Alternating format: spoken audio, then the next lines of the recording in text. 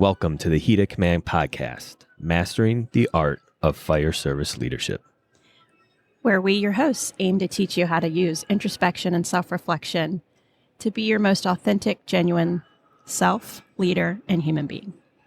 And now here are your hosts. This is Kyle Matusik and Kerry Henderson. Thanks for joining. Great time to go into organizational leadership, right? And, you know, we talked a lot about this recently and looking at organizations as far as values. And, you know, you brought it up a little bit. And I think this is one of those things where a lot of times it was just a checkbox, right? All right, we got our mission statement, we got our value statement.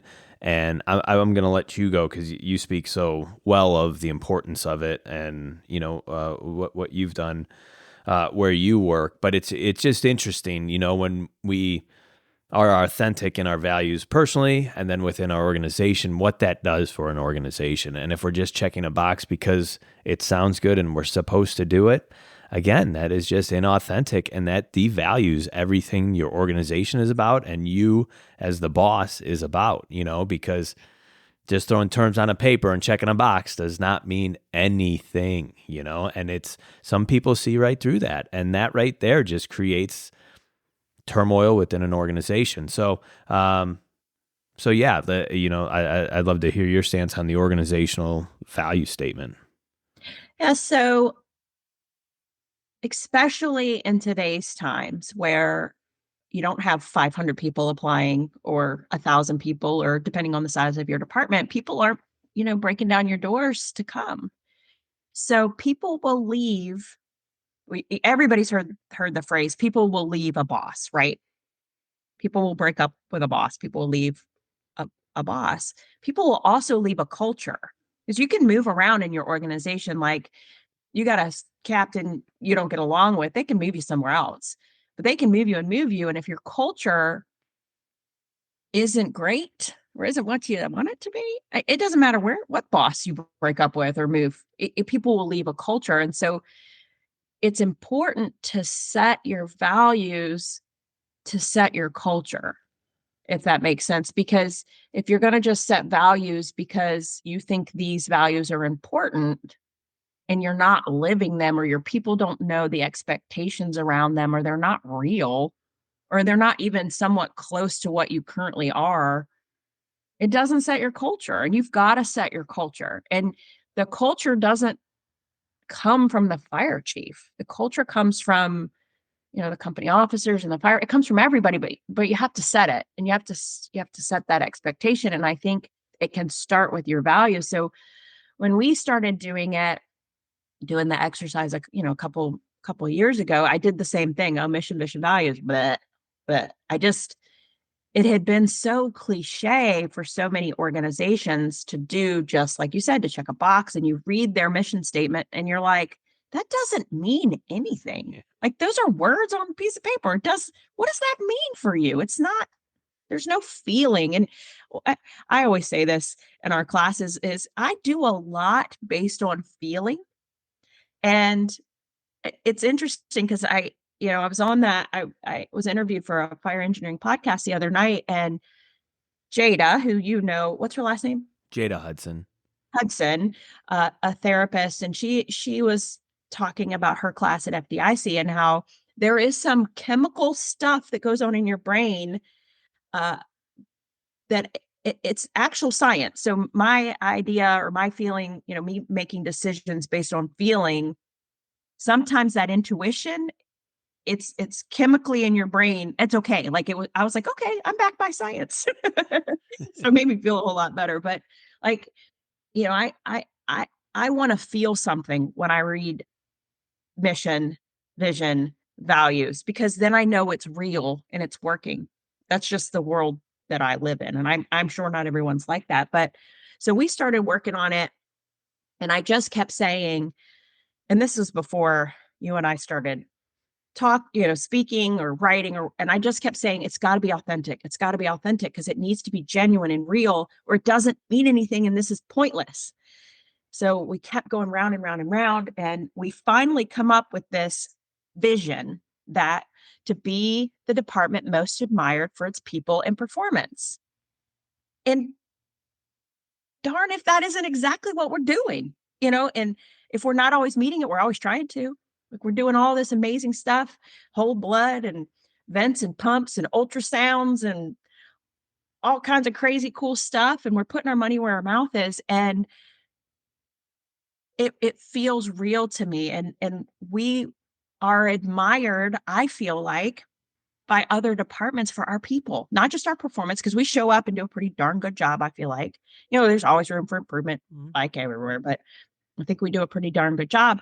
But our people too, like, our people carry themselves well, and they're professional, and they speak well of each other, and they speak highly of the department, because how many times have you gone somewhere and people talk crap about their department, but they're short staffed? Like, why would I go there? Like, why would I come work with you?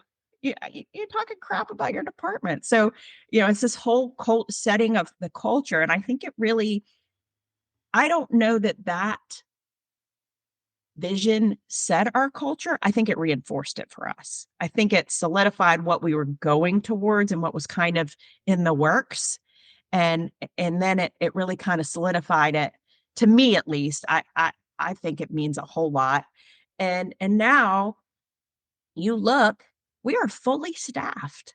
Like, not many places can say that, but I feel like that vision and the values that we have, it set our culture, and it made it's a place people want to come to, because we have people that are leading with empathy and leading with compassion, but they're setting high expectations. And that's in our vision statement: people and performance.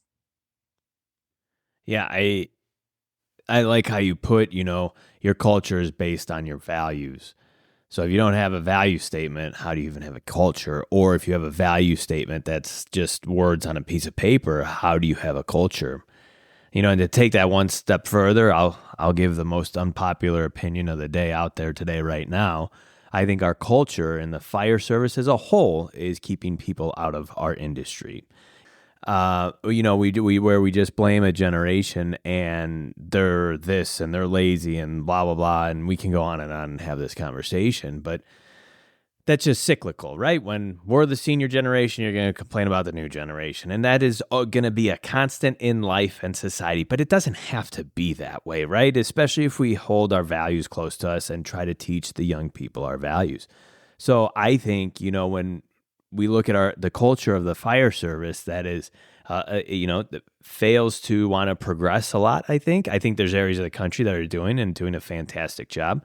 But as a whole, we hang our hat on, again, some of these hot terms, traditions. And I'm not saying get rid of traditions, but some of them got to go, right? Everything is different within our industry from 20 years ago, from the way we fight fires, from the way buildings are built, from the challenges that we face, to the hazardous materials that are out there, to the way we do EMS, to the people coming in. Everything is different. If we don't adapt our values to meet the needs of society today, we are going to fail, and we are seeing the I don't even know the word I'm looking for. Repercussions. Yeah, the repercussions of that right now. And instead of realizing that that's the industry's problem, that's our organization's problem, it's just passing the blame on the new people. They don't want this job. They're lazy, they're this, that, and the other thing. I've heard it all, right? I heard it when I came into the industry as a millennial, right? And it's nonstop. We just blame instead of looking at ourselves. So again, it's kind of cool how we've talked about values and how it just always comes back to the authenticity and introspection. So look within your organization, look within the industry. Where are we going wrong? Because we are going wrong, whether you want to believe it or not. There's a lot of wrong that's going on, and that's why people don't want to come into our industry. It's because these cultures are stuck in 1980, right? We're in 2024. We need to catch up to the times. We need to understand the values of the people coming into our organizations. I posed this question in one of our classes. If you're going to set a value statement for your organization, do you get a bunch of the people that are close to retirement together to write that value statement, or the most senior people within the organization to write that value statement? Or do you go out to everybody and learn what the values are within your entire organization on an individual basis, and then base your value statement off of that? So now your values actually meet the people that are in your organization. Like, ooh, Yeah, there, absolutely. there's an idea, like, don't we want that? Yeah. And in one of our classes, someone asked, well, how do you know when it's time to reevaluate your mission, vision, and values for your organization? And I propose that if if you can't think of times when your members or your coworkers are exemplifying those values, probably time to reevaluate. If you can think of multiple times that your members, coworkers, supervisors are breaking those values, time to reevaluate. Because they can be goals, right? They can be goals, but it's culturally they aren't your values if people aren't meeting them or are breaking them. So it's time to reevaluate if your values are, let's just throw random stuff out there, positivity and hard work and honesty. And your people are coming to work and they're bitching every single day. They're stabbing each other in the back. They're calling out sick, forcing mandatory overtime on their shift they're relieving. They're showing up to calls with no turnout gear on. And that's a whole soapbox carry. Well, my coworkers will understand that. But, that's not hard work. That's not positivity. That's all the opposite. And that's just random examples, right? But you got to set your values or reevaluate your values when you're not meeting them, when you're not even close, or if you want to make a change in your culture. Yeah, and I think that's where the industry as a whole is at. Like, if you have recruitment and retention issues, look at your values of your organization. Like, that's a good starting point. Right? It's going to make you look within your organization. Like, why aren't people coming here? Like, answer that question. Forget why aren't people becoming firefighters anymore? Why aren't people coming here? Why don't people want to work here? And if we Right. start doing that on individual organizations, like, hey, we might be able to progress out of this, but you have to do the work. You have to look within. And when you can answer that question, and maybe it is a shift in your values, and that's fine.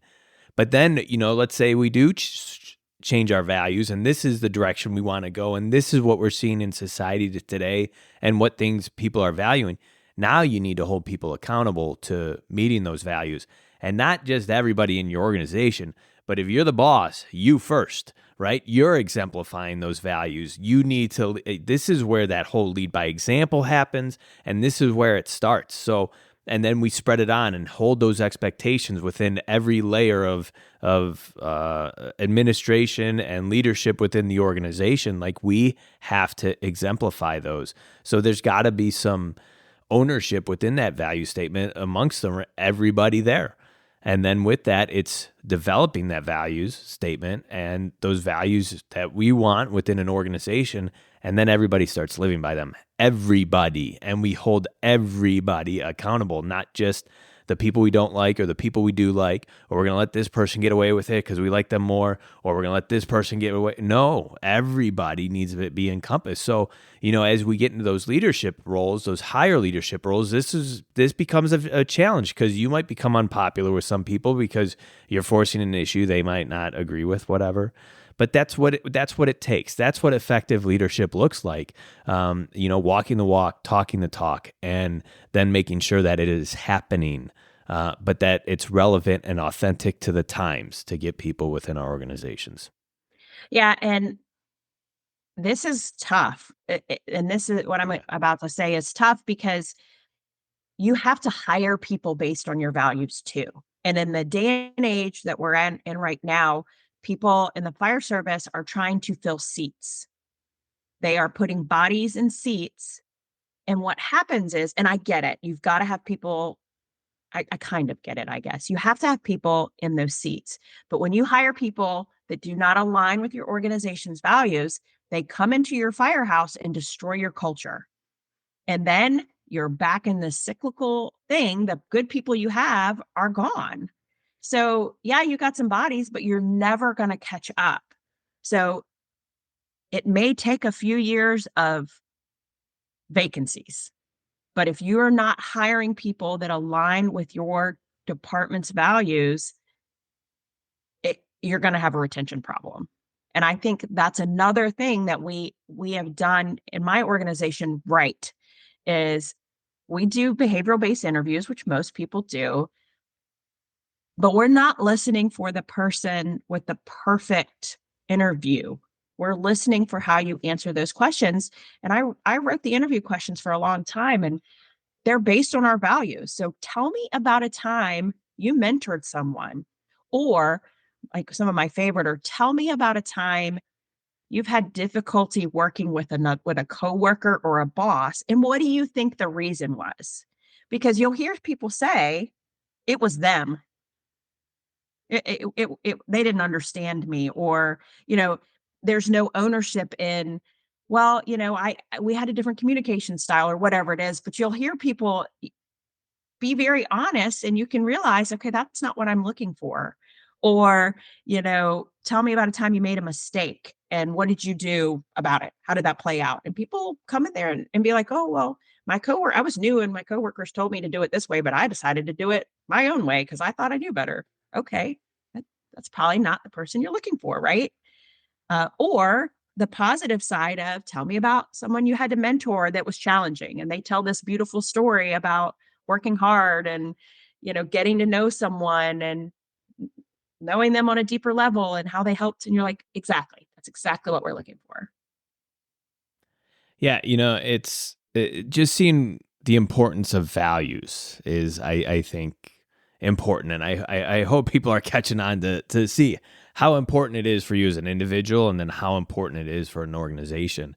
And again, I think a lot of times within every type of industry out there, we get stuck in these cliche terms, right? Of what the fire service is supposed to be like: brother, sisterhood, loyalty, blah, and it's okay to go away from that, to get away from the cliche stuff. Maybe that will help with recruitment. Maybe that's what the younger people are looking for, because they know that all those value statements that have the cliche terms are just not authentic. What if the new people want authenticity? They want to work with real people, not just this idea of what the firefighters are or fire service is. What if they're looking for that genuineness, that authenticity? And you can start very easily by evaluating that value statement and, taking an organization in a completely different direction than what it's used to. And yeah, it's going to take time. There's no easy answers here. There's nothing that we're going to tell you today that's going to get you 100 people taking your next test, right? It's not going to happen. But we're here, right? The industry is here. We're struggling, and we're not the only industry struggling. I think these conversations can go across many different industries, but we just look at what we can do internally as an organization to start shifting that change and getting people back into our industry. And it starts with the values of your organization. And like you said, the culture. And if it's a toxic culture, you're not going to do well. Yeah. And, our values: leadership, mentorship, and ownership. And I love that ownership is in there, because it's not just these, like, I don't even know how to say it. Like, I feel like leadership and mentorship, those are like positives, right? But ownership is this different level of, I'm taking responsibility for myself, my performance, the people around me, whatever it is. I like that ownership, because I feel like ownership that's difficult, right? Sometimes. So I like that that's in there, and I like to ask candidates questions about how they've taken ownership of different things. And promotional process. We do a promotional process. I like to ask questions about ownership. I think it requires a lot of self-assessment. Yeah, and I think that's like the disconnect, right? Is and I don't think this is unique to the fire service, but I think that is genuinely the disconnect, is that it takes that deep dive self-reflection.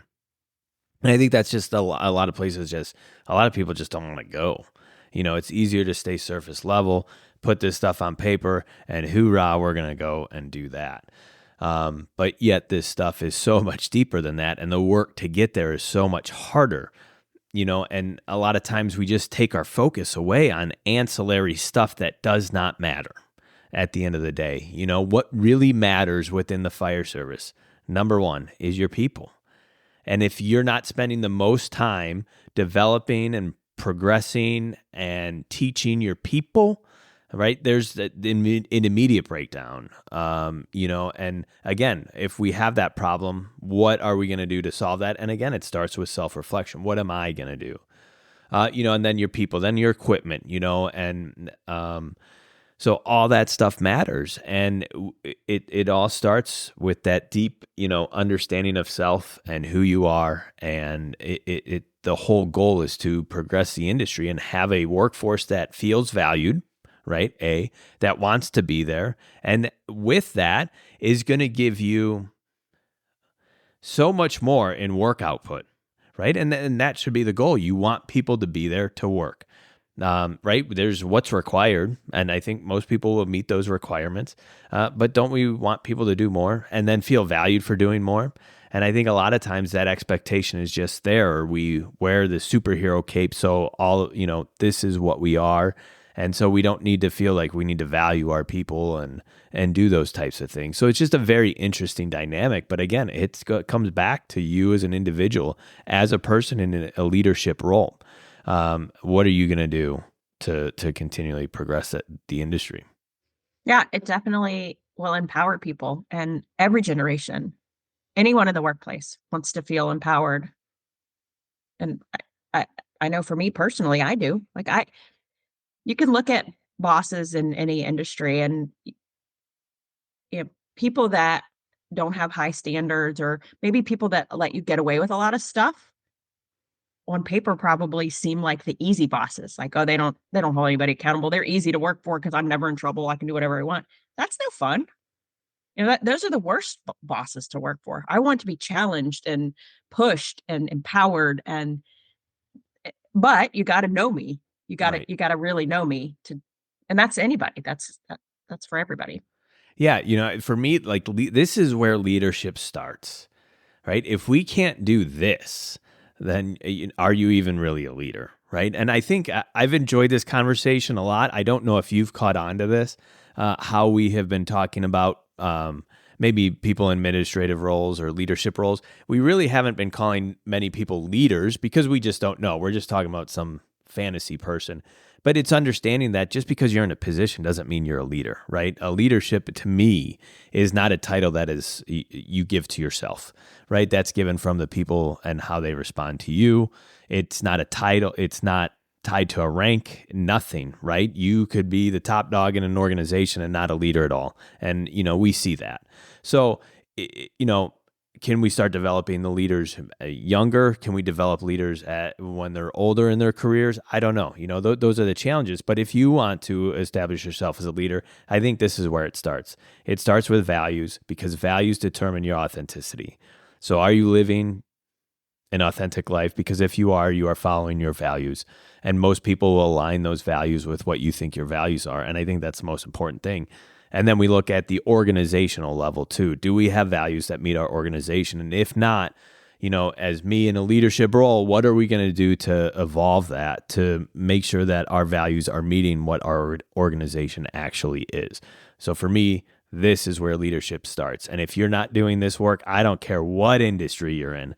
I don't care what you're doing. This and values is where it all starts. I love it. There's not much else to say. I didn't know where this episode was going to go. Yeah. We got 2 episodes out of this, which is awesome. But man, there's so many soapboxes you could get on. But at the end of the day, it's like this is what matters. Is the values, and that you're living by your personal values, and the organization is following their values. And if not, we're evaluating those, getting people in our lives to help us grow and learn. And that's what this whole life is all about, right? It is. It really is. All right. Well, let's wrap this one up. All right. Until next time, right? Yeah. This was super great. I hope everybody enjoyed. Please, Kyle, you'll have to help me with the terminology. So follow or subscribe or like. What do our viewers need to do? All the above. All those What, things? you think Okay. I know these answers? I think there's a follow thing and there's I don't know it depends on the platform, but whatever platform you're listening, I think it's there's a subscribe, button YouTube, follow. you can click on that button for us. Spotify. Yeah, just click on the button with the thumbs up. And share if you are willing. If you like what you hear, please share with folks you think would be interested in hearing our message. So thank you guys. If you've stayed tuned, that's wrong. If you've stuck with us, we thank you. Absolutely. We know who our core initial listeners are, so that's always fun. I hope they see the progress in all this too. Yes. So we thank you for sure. As we wrap up another episode, this has been Kyle And Kerry from the Heat of Command podcast. Thank you, as always, for listening. Please make sure to follow and subscribe on Apple, Spotify, and YouTube. And as always, we love the feedback. Keep it coming. See you next time.